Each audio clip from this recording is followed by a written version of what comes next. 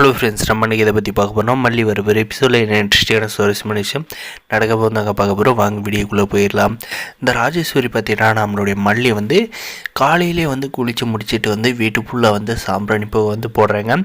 அதை பார்த்து அந்த ராஜேஸ்வரி பார்த்தீங்கன்னா உன்னை இன்றைக்கி பணமா பார்ப்பேன்னு நினச்சேன். ஆனால் உன் அதிர்ஷ்டம் நீ பொழைச்சிக்கிட்ட.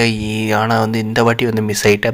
அடுத்த வாட்டி கண்டிப்பாக என்கிட்ட மிஸ்ஸே ஆக மாட்டேன் அப்படின்ற மாதிரி யோசிச்சுக்கிட்டு அதுக்கப்புறம் பார்த்திங்கன்னா நம்முடைய மல்லி பார்த்திங்கன்னா எல்லா இடத்துலையும் சாம்பிராணி பூ போட்டு வரப்போ பார்த்திங்கன்னா இந்த ராஜேஸ்வரி பார்த்திங்கன்னா என்ன இதெல்லாம் இது வீடாக வேறு என்ன நினச்சிட்டேன். வீடெல்லாம் புகையாக இருக்குது, என்ன கரும்பு தடி போட்ட அப்படின்ற மாதிரி கேட்டதுக்கு, மேடம் இது எந்த கரும்பும் இல்லை, இதுதான் சாம்பிராணி வீட்டுக்கெல்லாம் போட்டால் எந்த ஒரு கிருமி நெருங்காது அப்படின்ற மாதிரி சொல்கிறாங்க.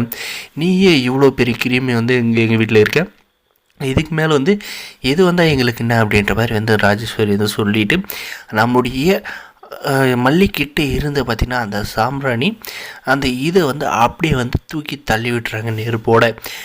ஏன் மேடம் இப்படி பண்ணுறீங்க, இது உங்களுக்கு என்ன தான் ஆச்சு அப்படின்ற மாதிரி கேட்டு, நீ இந்த வீட்டில் ஓவராக அட்வான்டேஜ் எடுத்துக்கிட்டு எல்லா வேலையும் பார்த்துட்டு இருக்கிற. நீ என் தம்பிக்கு ஒய்ஃப் இல்லை, அது அம்மாயிலே சொல்லியிருக்கான். ஆனால் நீ அவனுக்கு ஒய்ஃப்ன்ற மாதிரி தான் நீ எல்லாமே நடந்துகிட்டு இருக்க அப்படின்ற மாதிரி சொன்னது. ஆமாம் மேடம், அவர் என்னை ஒய்ஃபை மதிக்கலாம், நான் அவர் ஹஸ்பண்டை மதிக்கக்கூடாதுன்னு ஒன்றும் சட்டம் இல்லைல்ல. அவர் கண்டிப்பாக நான் மதிப்பேன். இந்த வீட்டோட மருமகளாக என்னுடைய பொறுப்பு என்னவோ இருக்கோ அதை எல்லாமே நான் செய்வேன் அப்படின்ற மாதிரி சொல்கிறாங்க.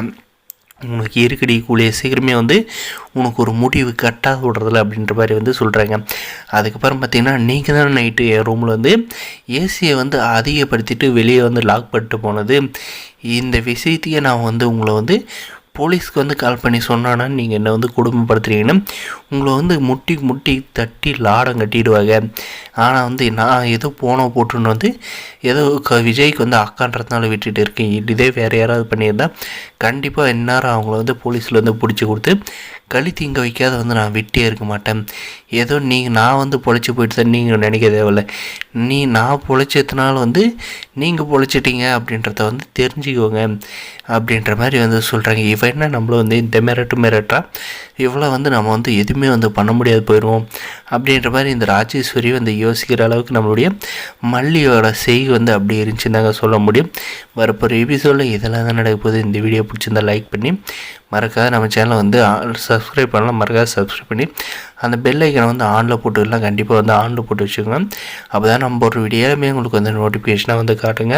முடிஞ்ச வரைக்கும் ஸ்கிப் பண்ணாத பாருங்கள். மறக்காத நம்ம சேனலை சப்ஸ்கிரைப் பண்ணி வச்சுக்கோங்க. தேங்க்ஸ் ஃபார் வாட்சிங் கைஸ்.